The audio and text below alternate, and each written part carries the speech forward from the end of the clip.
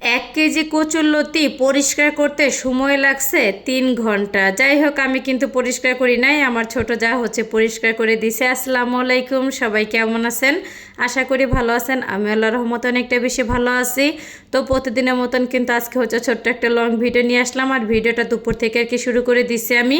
আর কচুরলতি দিয়ে ইলিশ মাছ দিয়ে রান্না করব আমি, আর আমার যা। তো বাহিরে আর কি যাওয়া হয়েছিল, তো আসার সময় লতি পাইলাম। তো আমার যা বলতেছে যে ভাবি লতি কিনেন, তো মোটা লতি পাই নাই, চিকুন লতি আর কি পাইছি। তো আমার যা বলতেছে যে ভাবি চিকুন লতি কিন্তু খাইতে বেশি মজা লাগে। যাই হোক, তো আনার পরে কিন্তু আমার যাই আর কি পুরা লতি পরিষ্কার করছে।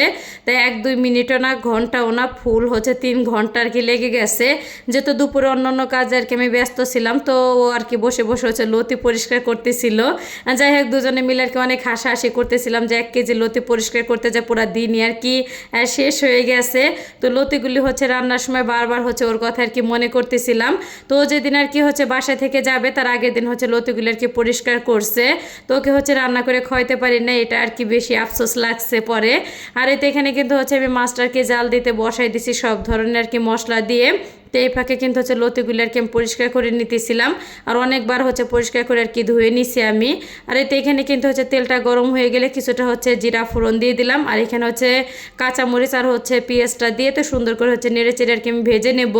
আর এতে দিকে কিন্তু মশলাটা কষানো হয়ে গেলে তো একটুখানি পানি দিয়ে দিলাম যাতে মশলাটা আর কি না পুড়ে যায়। তো আমার যা আসছিল, আসার পরে 7 দিন আর কি ছিল।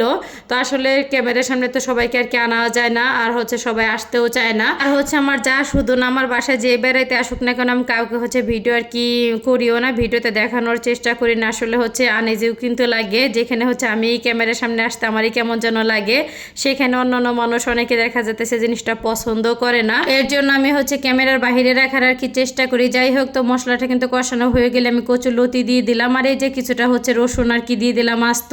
তো এইভাবে রসুন দিলে না খেতে কিন্তু খুবই মজা লাগে। আগে কখনো আমি দেই নাই, কিন্তু এই ফার্স্ট আর কি দিলাম, অনেক অনেক বেশি মজা লাগছে। তো ভাতের সাথে মিহি করে আর কি খাইতে। আর কচুরলতির ভিতরে কিন্তু আমি ইলিশ মাছ জাল দিয়ে যে একটু ঝোল, সেই ঝোলটা দিয়ে দিছি। এতে করে তো ইলিশ মাছের পুরা ঘিরানটা লতির ভিতরে আর কি ঢুকে যাবে, খেতে কিন্তু অনেক অনেক বেশি মজা লাগে। আর এদিকে কিন্তু লতিটা সেদ্ধ প্রায় আর কি হয়ে গেলে তো এখানে কিন্তু মাছগুলি দিয়ে দিলাম, আর চামিচ দিয়ে সুন্দরভাবে নেড়ে চেড়ে দিয়ে তো ঢাকনা দিয়ে ঢেকে কিন্তু বেশ কিছুক্ষণ আর কি আমি রান্না করে নিছি। আর কচুরলতি রান্না করতে তেমন সময় লাগে না, আর কচুরলতি কিন্তু আমার অনেক পছন্দের একটা খাবার, অনেক ভিডিওতে আমি শেয়ার করছি আপনাদের সাথে। আর এদিকে কথা বলতে বলতে কিন্তু কচুরলতি দিয়ে ইলিশ মাছ রান্নাটাও একদমই রেডি, আর খেতেও অনেক মজা হয়েছে, দেখতেও কিন্তু অনেকটা লোভনীয় লাগতেছে। আর এই যে সন্ধ্যার সময় আমার ছেলে আর কি রামেন নিয়ে আসছে, আর এই রামেন এত ঝাল লুডুস তো এখন পর্যন্ত আমি খাই নাই, এই প্রথম ট্রাই করলাম। তো একবার মুখে দিয়ে তো আমি সিলিন্ডার, তো আমি ছেলেকে পুরো লুডুসটা দিয়ে দিছি, কারণ ও কিন্তু প্রচুর পরিমাণে ঝাল খাইতে পছন্দ করে, ওর কাছে আমি কিছুই না।